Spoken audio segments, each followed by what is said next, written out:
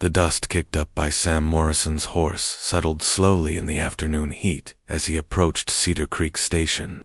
At nearly 7 feet tall, Sam was a man who drew attention wherever he went. But out here in the wild territories of 1879, his size was more blessing than curse. His broad shoulders and weathered hands told the story of years spent building his ranch from nothing but determination and hard work. Cedar Creek Station wasn't much to look at. A wooden building that had seen better days, surrounded by a few smaller shacks and a corral that held tired horses. It served as a trading post, mail stop, and gathering place for anyone brave enough to live this far from civilization. Sam had been making this trip every few months for the past 5 years, always needing supplies that couldn't be made or found on his ranch. As Sam tied his horse to the hitching post, he noticed something different about the place today. There was an edge in the air, like the feeling before a thunderstorm. Voices carried from inside the main building, and they didn't sound friendly. Sam had learned long ago to trust his instincts, and right now they were telling him to pay attention. The station master, a thin man named Pete Walsh, was standing near the back of the store when Sam pushed through the wooden door. Pete's face was flushed red, and sweat beaded on his forehead despite the shade inside. 2 other men Sam didn't recognize stood nearby, their clothes marking them as drifters or traders, who followed the frontier looking for easy money. But it was the young woman sitting on a wooden crate in the corner that caught Sam's attention. She was clearly Comanche, with long dark hair that had been braided but was now coming loose. Her clothes were torn and dirty, but her eyes burned with a fire that made Sam stop in his tracks. She wasn't looking down in defeat, like someone who had given up. Instead, she watched every person in the room like a hawk watches prey. "Well, if it isn't Big Sam," Pete called out, his voice too loud and cheerful. "Come for your usual supplies, I suppose." Sam nodded, but kept looking at the woman. Something about this whole situation felt wrong. "Who's the girl, Pete?" Pete's smile flickered. "Found her wandering around yesterday morning. Probably got separated from her people during some kind of trouble. Can't have her just roaming around. Out here, you know how it is." One of the other men, a stocky fellow with a gold tooth that flashed when he grinned, stepped forward. "We're doing everyone a favor, really. Taking care of the problem before it becomes bigger trouble." Sam's jaw tightened. He'd heard that kind of talk before, and it never meant anything good. "What kind of trouble are we talking about?" "Indian trouble," the man with the gold tooth said. "Can't have them thinking they can just come and go as they please. Got to show them there are consequences." The woman's eyes found Sam's face, and for just a moment, he saw something that made his chest tighten. It wasn't fear exactly, but a kind of resigned understanding. She expected the worst from the men in this room, and based on their talk, she probably had good reason. Sam had seen enough violence in his life. He'd lost people he cared about to it, both in the war and after. He'd also seen what happened when good people looked the other way, because it was easier than getting involved. He wasn't about to do that now. "Where exactly did you find her?" Sam asked, his voice calm but carrying the kind of authority that came from being the biggest man in the room. Pete shifted uncomfortably. "Like I said, she was just wandering around. Lucky we spotted her before she caused any real problems." The second stranger, a thin man with nervous eyes, spoke up. "She had some kind of jewelry on her when when Pete found her. Silver pieces. Looked valuable. Probably stolen from some settler family." Sam noticed how the man had started to say something else before catching himself. The woman's eyes flashed with anger at the mention of jewelry, and Sam saw her hands clench into fists. Whatever had happened to her, it wasn't the simple story these men were telling. "I'd like to see this jewelry," Sam said. Pete's face went even redder. "Well, we already sent it back to town. You know, in case someone comes looking for their property." It was a lie, and everyone in the room knew it. Sam could see the bulge in the gold-toothed man's jacket pocket. That was probably the jewelry they were talking about. He could also see the bruise forming on the woman's wrist and the way she favored her left side, like she'd been hurt. The pieces of the story were coming together in Sam's mind, and he didn't like the picture they made. These men hadn't found her wandering. They'd taken her, probably attacked her people, and grabbed whatever they could carry. Now they were trying to figure out how to profit from their crime without getting caught. "What's your plan for her?" Sam asked. "Taking her to the territorial office in Millerville," Pete said quickly. "Let the authorities decide what to do with her. Probably send her to one of the reservations where she belongs." The gold-toothed man grinned. "Course, that's a long trip. Lot of things can happen on the road to Millerville." The threat in his voice was clear, and Sam felt his temper starting to rise. These men weren't planning to take her anywhere official. They were planning something much worse, and they thought they could get away with it because she was alone and had no one to speak for her. Sam looked at the woman again.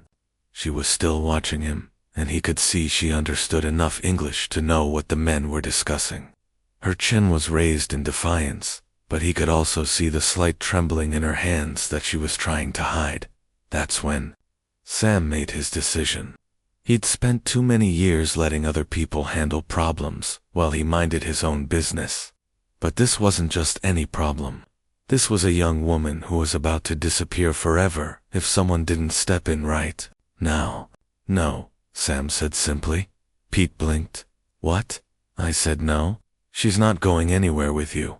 The gold-toothed man's hand moved toward his gun. "Now hold on there, big fellow. This isn't your concern." Sam took a step forward, and his size suddenly seemed to fill the entire room. When he spoke, his voice was quiet, but carried the kind of weight that made smart men think twice. "I'm making it my concern." He turned to look at the woman directly. "You're coming with me?" The words hung in the air like smoke from a gunshot. Everyone in the room understood that everything had just changed. The woman's eyes widened slightly, but Sam could see her trying to decide if he was just another threat or something different. Pete started to protest. "Now Sam, you can't." "What?" Sam interrupted.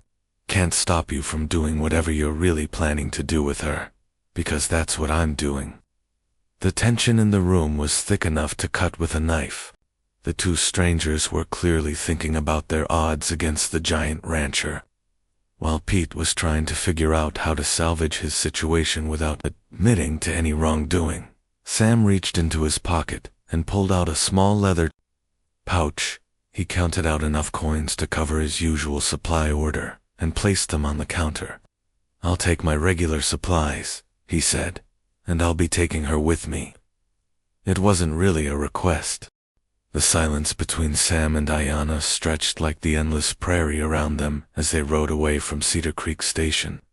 Sam had given her his spare horse, an old but reliable mare named Buttercup, and she'd accepted it without a word.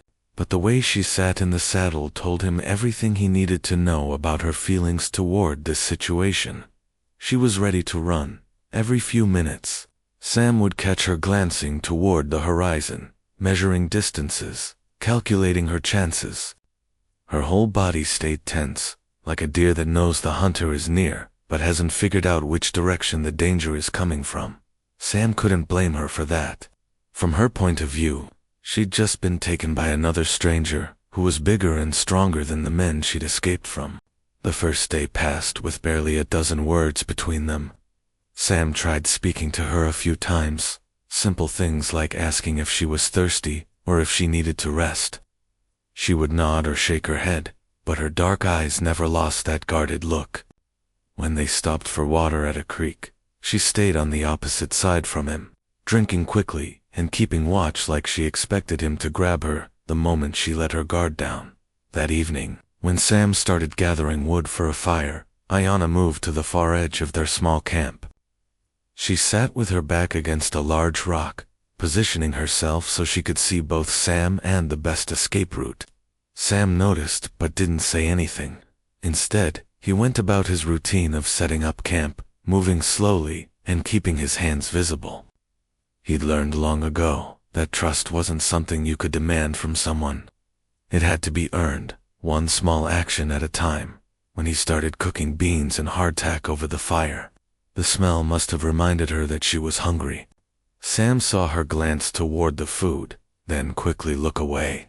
He served himself a portion, then filled another plate and set it on a flat rock halfway between them before returning to his own meal. "It's not much," he said quietly, "but it'll keep you strong for tomorrow's ride."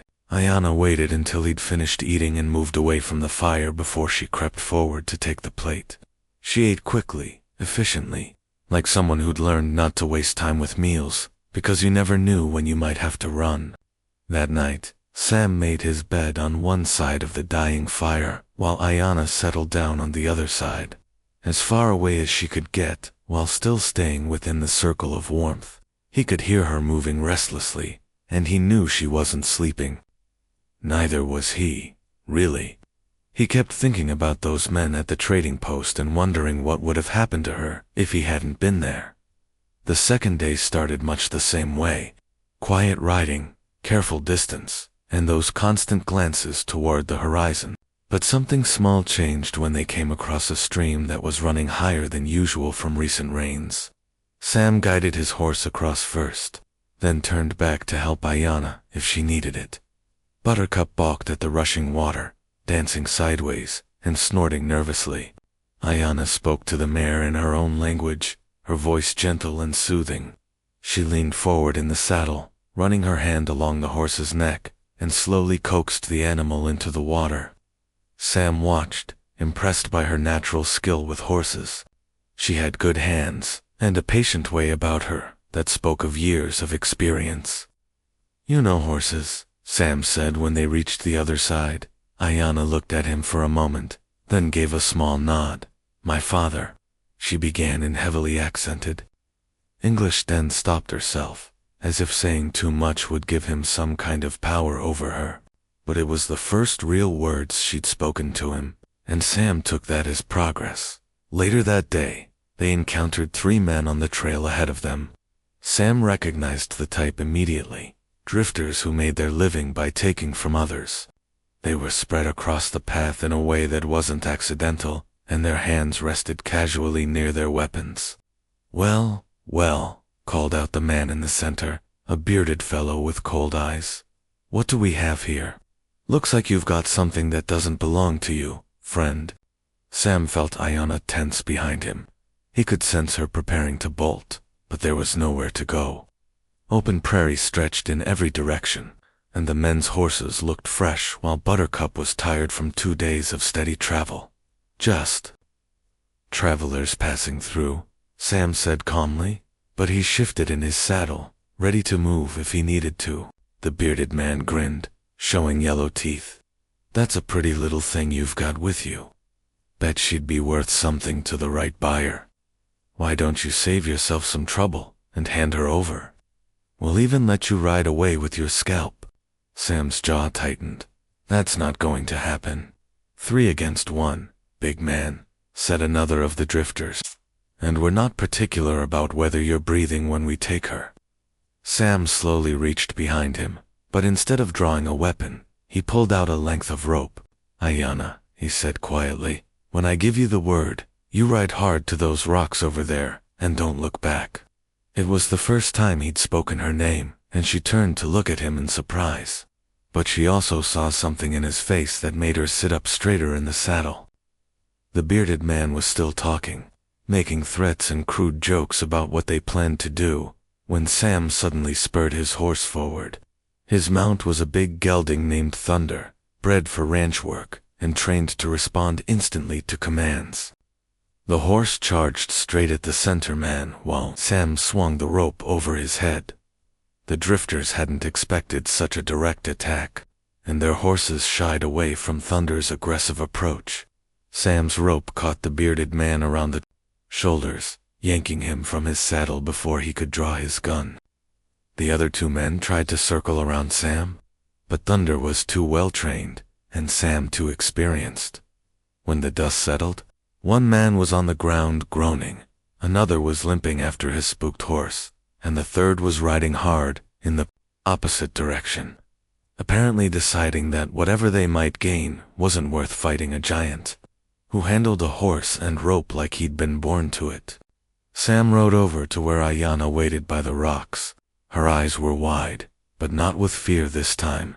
She was looking at him like she was seeing him for the first time. "Are you hurt?" he asked. She shook her head slowly. You could have given me to them? Would have been easier." Sam met her gaze steadily. That was never going to happen. Something shifted in her expression then.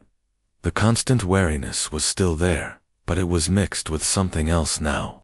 Maybe not trust yet, but at least the beginning of understanding that he meant what he said. That evening, when Sam set up camp, Ayana didn't retreat to the farthest corner. She stayed closer to the fire, and when he offered her food, she accepted it without the same fearful hesitation. When he spoke to her, asking simple questions about the trail or the weather, she sometimes answered in her careful English. On the third morning, as they prepared to break camp for the final day's ride to his ranch, Sam noticed that Ayana was watching him saddle his horse, not with suspicion this time, but with curiosity. "Tomorrow," he said, tightening the cinch on Thunder's saddle, "you'll meet Alina. She's been keeping house for me for years. Good woman. She'll help you understand that you're safe now." Ayana tilted her head slightly. "Safe," Sam nodded. "Safe. No one's going to hurt you or take you anywhere you don't want to go. You have my word on that." She studied his face for a long moment, and Sam could see her weighing his words against everything she'd experienced in the past few days. Finally, she gave a small nod. It wasn't trust yet, but it was the beginning of something that might become trust, given time and patience. And Sam Morrison had plenty of both. The Morrison ranch spread out before them like something from a dream.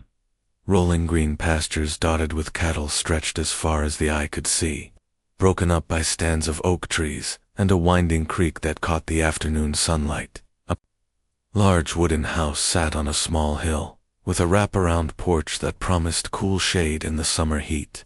Outbuildings scattered around the property spoke of a working ranch, barns, corrals, and a bunkhouse for the hands who helped manage.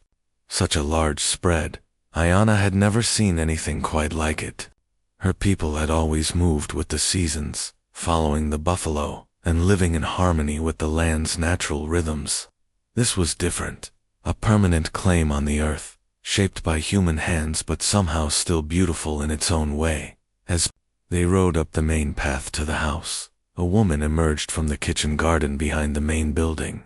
She was older, maybe 60, with silver-streaked hair pulled back in a practical bun, and a face that showed the lines of someone who smiled often. She wiped her hands on her apron as she approached, and Ayana noticed that her movements were quick and sure, like someone used to managing many tasks at once. "Alina," Sam called out as they dismounted. "I'd like you to meet Ayana." The woman Alina looked between Sam and Ayana with sharp, intelligent eyes. She took in Ayana's torn clothes, the way she held herself ready to run, and the careful distance she kept from Sam even now. Alina had clearly seen enough of life to understand complicated situations without needing long explanations. "Bienvenida, niña." Elena sighed softly, then switched to English. "Welcome, child. You look hungry and tired. Come, let's get you cleaned up and fed properly." There was something in Elena's voice, a warmth that reminded Ayana of her own grandmother, that made some of the tension leave her shoulders. When Alina gestured toward the house, Ayana followed, though she kept glancing back to make sure Sam wasn't disappearing with the horses. Inside the house, Ayana was surprised by how comfortable everything felt. The furniture was simple but well made, and sunlight streamed through clean windows to warm the wooden floors.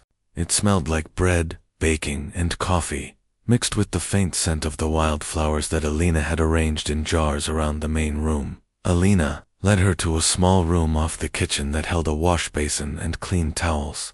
"You take your time," she said gently. "I'll find you some proper clothes." We're about the same size, I think. When Alina left her alone, Ayana stood in the quiet room and tried to process everything that had happened. 3 days ago, she'd been a prisoner, expecting the worst. Now, she was in a stranger's house, being offered kindness by people who had no reason to help her. It was almost too much to believe. Alina returned with a simple dress and undergarments, all clean and mended with careful stitches. These belonged to Sam's sister, she explained. She would have wanted someone to use them. Sister? Ayana asked, her English still careful and slow. Elena's face grew sad for a moment. She died in the fever that came through 5 years ago, along with Sam's parents. He doesn't talk about it much, but it changed him, made him quieter, more serious. Before that, this house was always full of laughter. After Ayana had washed and changed clothes, Alina led her to the kitchen, where a meal was waiting. Fresh bread, stew that smelled like heaven, and coffee stronger than anything Ayana had ever tasted.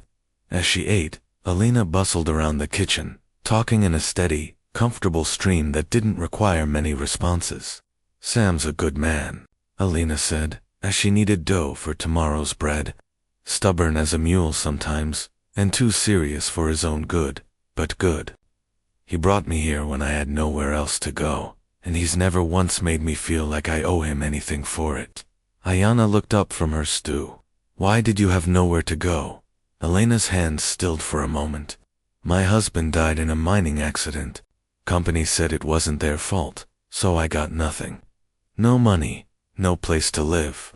I was cleaning rooms at the hotel in town, barely making enough to eat, when Sam heard about my situation. He came and offered me work keeping house for him, said he needed the help more than I needed the job, but we both knew better. Over the following days, Ayana began to understand the rhythm of the ranch.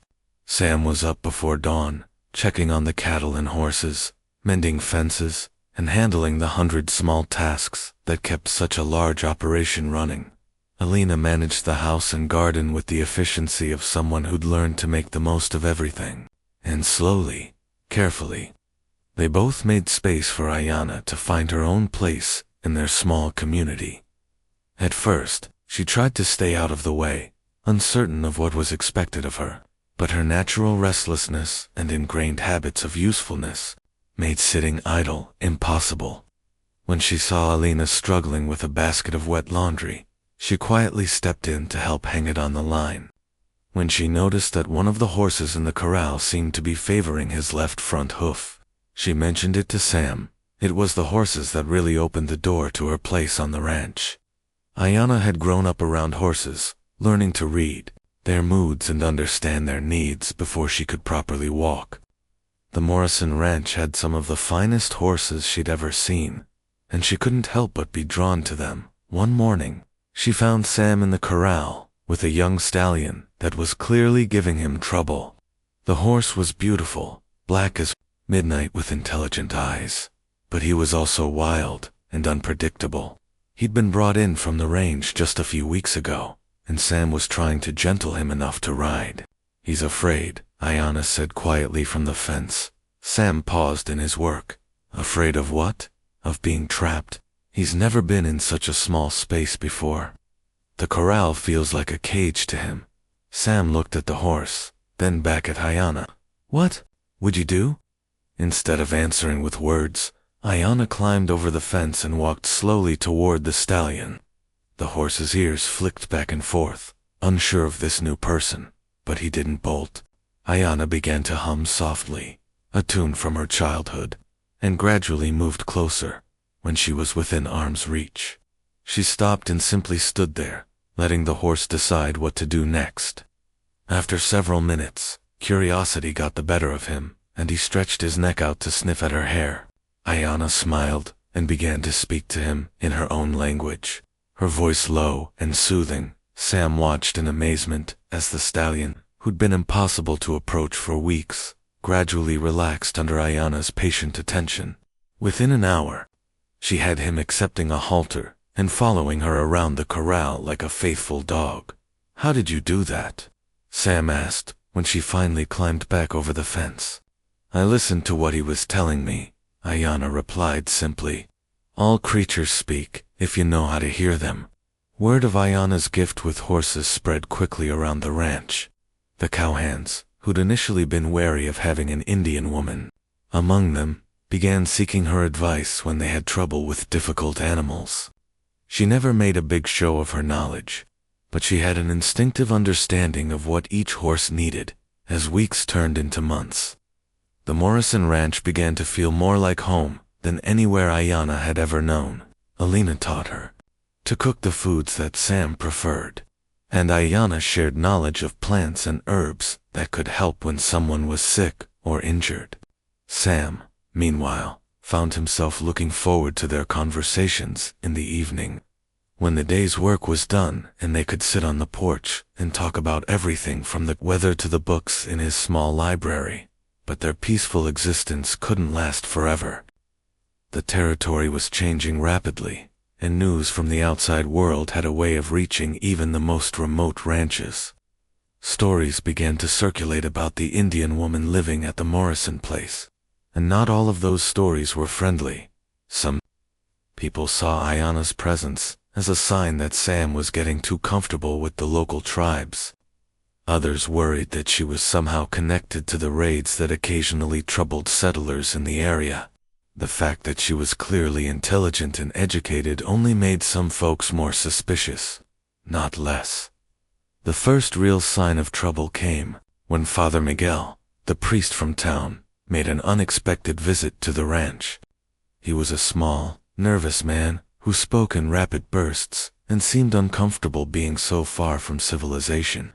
"Sam, my son," he said, clutching his hat in both hands, "I feel I must speak with you about your situation here." Sam's face grew carefully neutral. "What situation would that be, Father? The woman? The Indian woman? People are talking, and they're not saying kind things. Some are even suggesting that perhaps the authorities should be notified about her presence here." Alina, who'd been serving coffee, set the pot down with more force than necessary. "And what exactly would they notify the authorities about? That a woman is living peacefully and bothering no one." Father Miguel flinched at Elena's sharp tone. "It's not about what she's doing now. It's about what people think she might do, or what her presence here might encourage." Sam stood up slowly, his impressive height making the small priest take a step backward.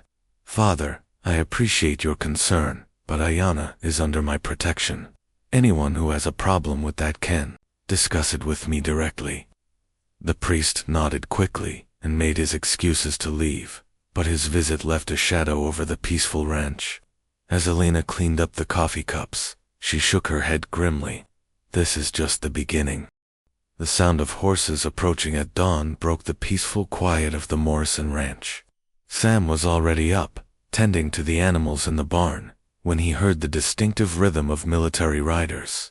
His jaw tightened as he recognized the disciplined formation. This wasn't a social visit, Captain. Wesley Hart led a group of 8 cavalry soldiers up the main path to the ranch house. Hart was a man in his 40s with graying hair and cold blue eyes that seemed to catalog everything they saw. His uniform was spotless despite the long ride, and he sat his horse with the rigid posture of someone who'd spent years following and giving orders. "Mr. Morrison," Hart called out as Sam emerged from the barn. "I believe you have something that belongs to the United States government." Sam wiped his hands on a rag, taking his time before responding. "Good morning, Captain. Can't say I know what you're referring to." Hart's mouth curved into a thin smile that held no warmth. "I think you do. We've received reports about an Indian woman living on your property. As I'm sure you're aware, all members of hostile tribes are required to be relocated to designated reservation lands for the safety of everyone involved." Elena appeared on the porch, her face carefully neutral, but Sam could see the worry in her eyes. Ayana was nowhere to be seen, which was probably for the best right now. "I'm not harboring any hostile Indians, Captain," Sam said evenly. "Just running my ranch and minding my own business." Hart dismounted and walked closer to Sam, his hand resting casually on his sidearm. Mr. Morrison, I'm going to be direct with you. We know she's here. We know she's Comanche. And we know you took her from Cedar Creek Station several months ago. Now, you can make this easy and turn her over voluntarily, or we can search your property until we find her. Either way, she's coming with us. Sam's eyes grew hard. And what exactly are you planning to do with her once you have her? That's not your concern, Hart replied. She'll be processed according to military regulations and sent to the appropriate reservation. It's for her own good, really. Indians don't belong in white society. Behind the house, hidden in Elena's garden, Ayanna pressed herself against the wall and listened to every word. Her heart was pounding, but not just with fear. She was angry at being talked about like property, angry at the assumption that she had no say in her own fate, and angry that Sam was being threatened because he'd shown her kindness. "Captain," Sam said, his voice dangerously quiet, "I'm going to ask you and your men to leave my property." "Now," Hart laughed, a harsh sound that carried no humor. "I don't think you understand the situation here, Morrison. This isn't a request. This is official military business. We have authority in this territory, and we will exercise it." The tension between the two men was thick enough to cut with a knife. Sam's size advantage was obvious, but Hart had 8 armed soldiers backing him up. Alina gripped the porch railing, knowing that any move Sam made could turn this confrontation deadly. That's when they all heard the sound of more horses approaching, but these weren't shod cavalry mounts. These were unshod Indian ponies, moving with the fluid grace of animals bred for the plains. Running Wolf appeared first, emerging from a grove of oak trees about 100 yards from the house. He was Ayanna's cousin, a man in his 30s with the weathered face of a warrior and the bearing of someone used to command. Behind him rode 6 other Comanche warriors, all armed and moving with the easy confidence of men who'd spent their lives in the saddle. Captain Hart's hand immediately went to his weapon, and his soldiers began to spread out in a defensive formation. "Well," Hart said grimly, "it looks like we've got ourselves a situation." Running Wolf raised his hand in a gesture of peace, but his dark eyes never left the soldiers. He spoke in his native tongue, his voice carrying across the space between them with the authority of a man used to being obeyed. "He says he's come for his cousin," Ayanna translated quietly, stepping out from behind the house where everyone could see her. "He says she's been gone long enough." All eyes turned to Ayanna as she walked slowly toward the center of the standoff. She was dressed in one of the simple dresses Alina had given her, her long hair braided neatly down her back, but there was something in her bearing that commanded respect. She looked first at Captain Hart, then at Running Wolf, and finally at Sam. "So," she said, her English now much more confident than it had been months ago, "everyone has come to decide what happens to me, but no one has asked what I want." Captain Hart scowled. "What you want isn't relevant. You're a ward of the government now." Running Wolf spoke again, his tone urgent, and Ayanna nodded slowly. "My cousin says our people need me, that there aren't many of us left, and every person matters. He says the whites will never accept me as one of them, no matter how long I stay here." Sam felt his heart sinking. He'd known this day might come, but he hadn't expected it to arrive so suddenly, or with such finality. The thought of losing Ayanna, either to the military or to her own people, was harder to bear than he'd expected. "And what do you say?" Sam asked quietly. Ayanna looked at him for a long moment, and he could see the struggle in her eyes. "I say that for the first time in my life, I've found a place where I belong, where people see me as Ayanna, not as the Indian woman, or the savage, or the problem that needs solving." She turned to face Running Wolf and spoke in Comanche, her voice respectful, but firm. Running Wolf's expression grew troubled, and he argued back, gesturing toward the soldiers and then toward Sam. "He says I'm being foolish," Ayanna translated. "He says these white men will turn on me eventually, and that my duty is to my people, not to strangers who happen to show me kindness. Captain Hart stepped forward impatiently. This touching family reunion is all very interesting, but I have my orders. The woman comes with us. End of discussion.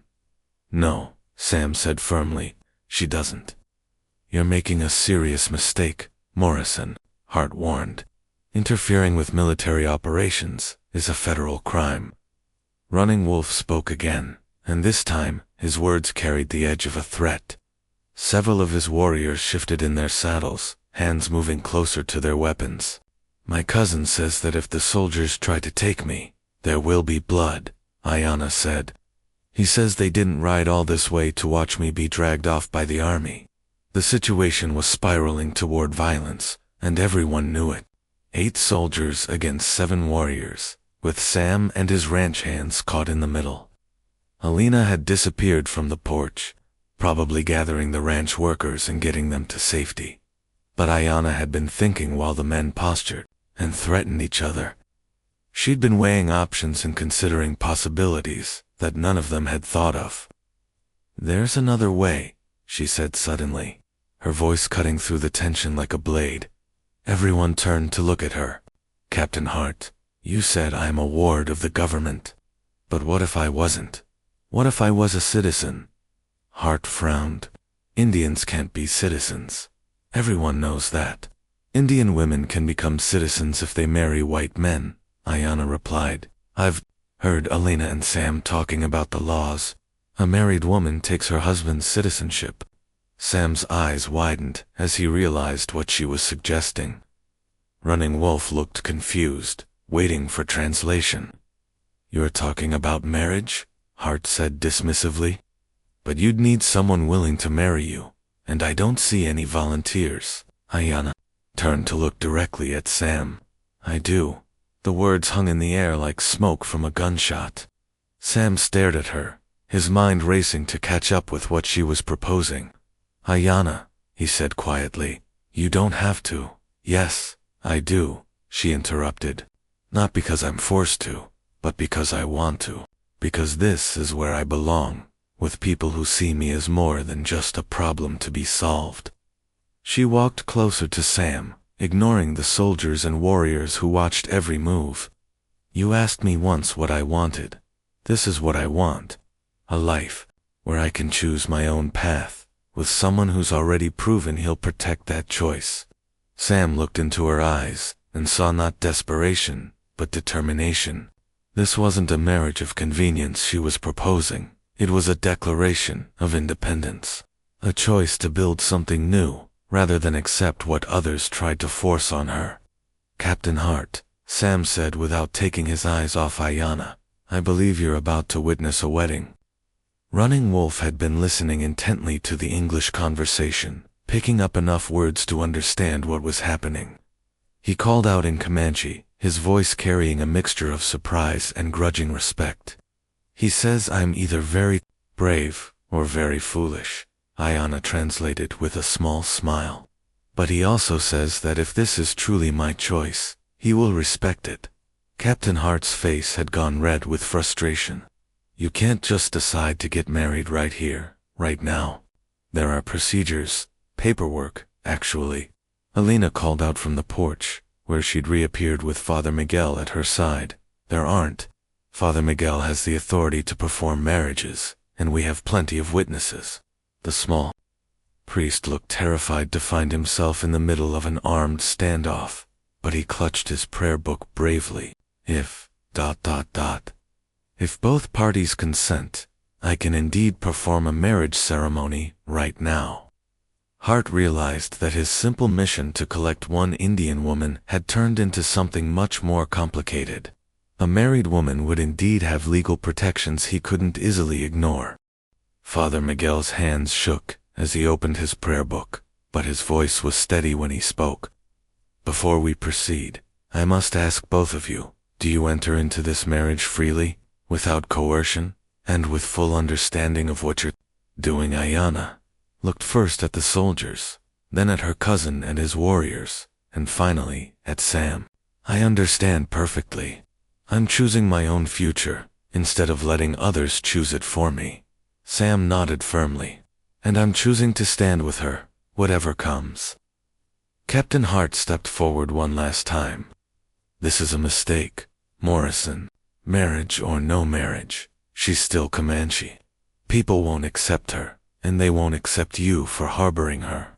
Then that's their problem, Sam replied, not ours. Running Wolf spoke to Ayanna in their native language, his tone urgent. She listened, then shook her head and responded in the same tongue. The conversation went back and forth several times, before Running Wolf finally sighed and stepped back.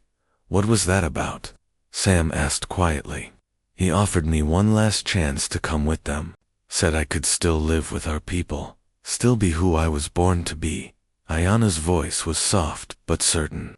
I told him that who I was born to be is exactly who I'm choosing to be right now.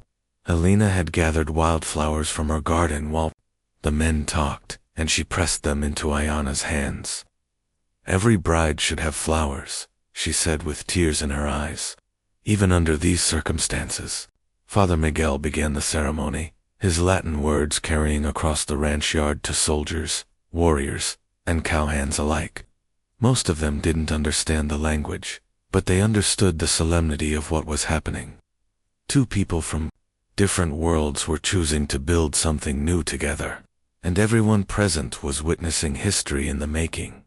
When the priest asked for the rings, Sam realized they had nothing prepared, but Running Wolf stepped forward and removed a silver bracelet from his own wrist, one that had belonged to Ayanna's grandmother.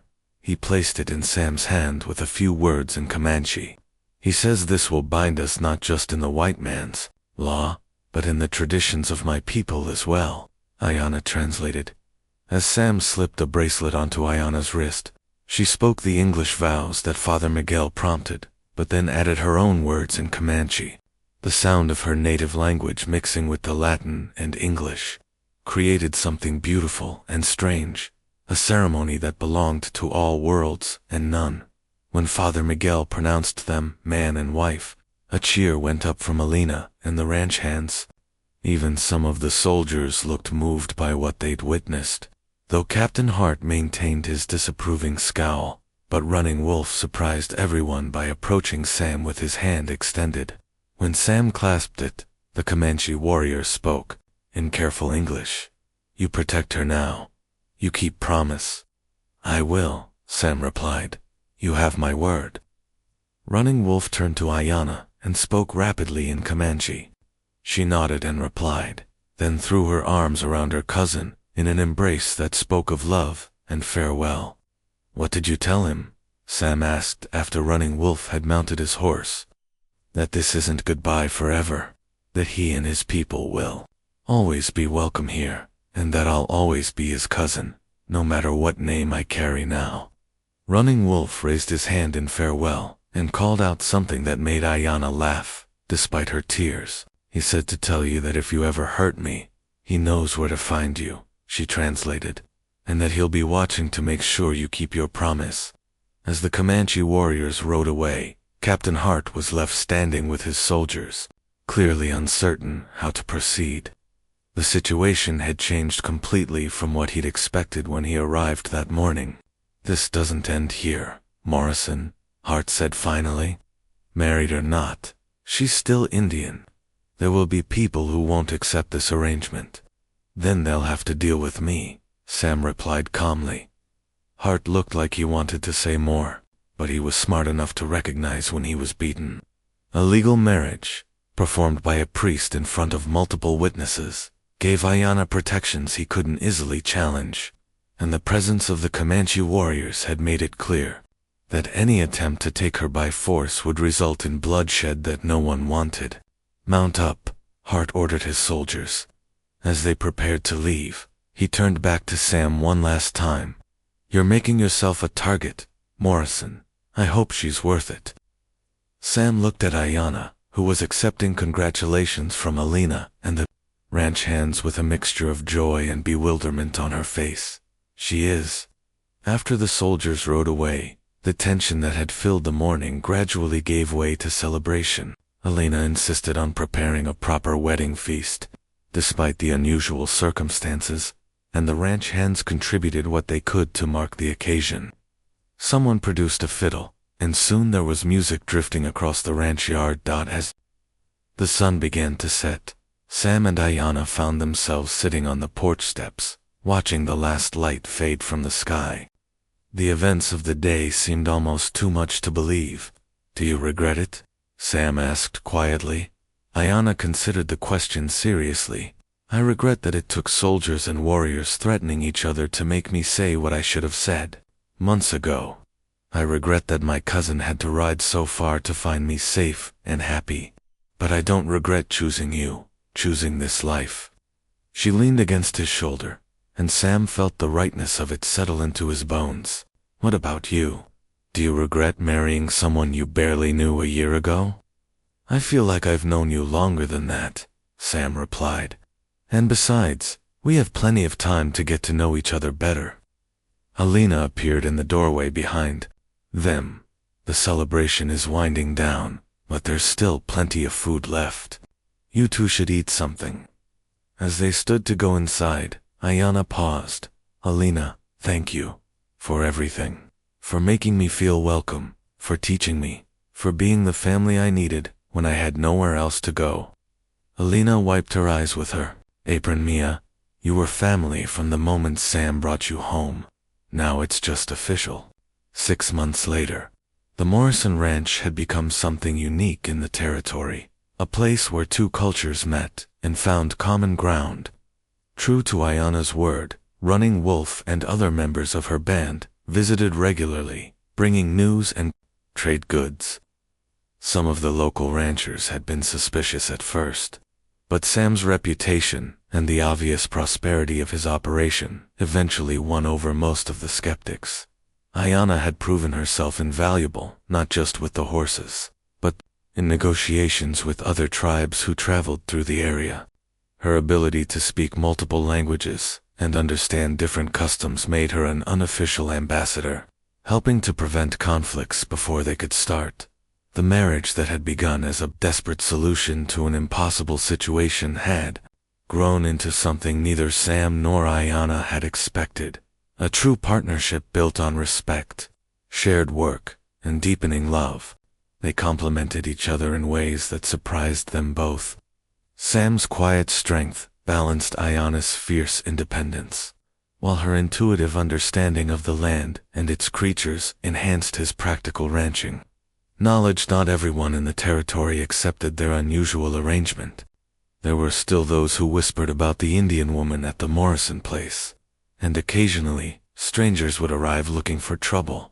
But Sam's reputation for fairness and Ayanna's obvious intelligence and dignity gradually changed minds, one person at a time. One evening, as they sat on the porch watching their horses graze in the pasture, Ayanna pointed to a group of mares with their foals. "Look at them," she said.